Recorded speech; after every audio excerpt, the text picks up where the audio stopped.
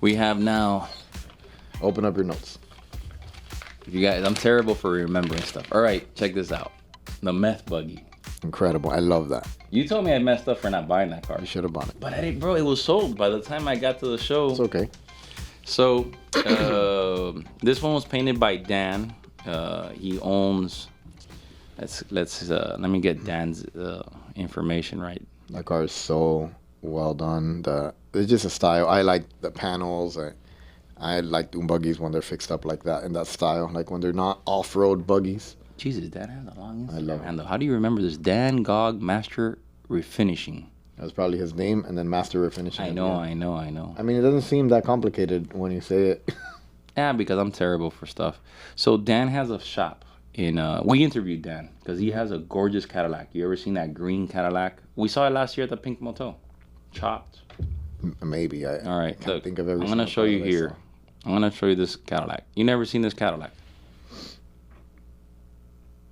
That wasn't at the Pink Motel, was it? Yeah, bro.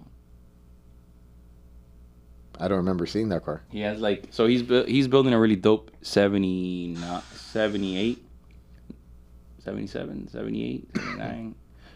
Hold on, 77, 78, 79, 80. He's building a 76 Monte Carlo, California. Mm-hmm. Top, okay, the whole thing, real nice. But he ended up putting this car together with his buddy, and it was kind of like a fluke type of deal. Like, hey, well, why don't you do something like last minute dope?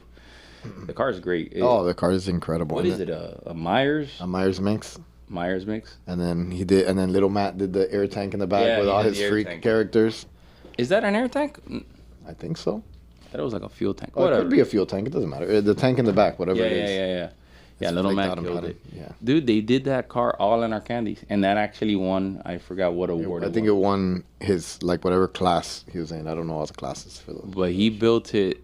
It was actually really dope. And then Meth Buggy, and then he had all the cocks. Roosters. He had all the roosters. No, I get it. What happened? You didn't have to specify. I got it when you said it. Yeah, if you see it, it was everywhere. And it was dope, bro. And they put it together pretty quick, and that was another dope. The car lasted 4 hours, sold for $25,000, and got shipped, or is going to get shipped to Quebec, Canada. I think, did he say that they're gonna drive it around here, like they're gonna kind of tour it around and then drive it home? What, the owners that bought the car? Yeah, I think I saw that on something that I saw on Instagram. Maybe. He said something like people bought it and they're gonna take it down to the coast or something, and they're gonna drive it up. Maybe. I mean, I didn't follow that. It's a fun car. It's a fun car to drive. I don't know how much of it is practical. It's a VW. Yeah, but you're sitting. It's a little windshield. Mm-hmm. It's a fun car. I just hope it doesn't rain. Yeah, the car's dope though, bro. Yeah, super. The flakes pop so hard, and the candies look so phenomenal. It has to be good if it lasts that long.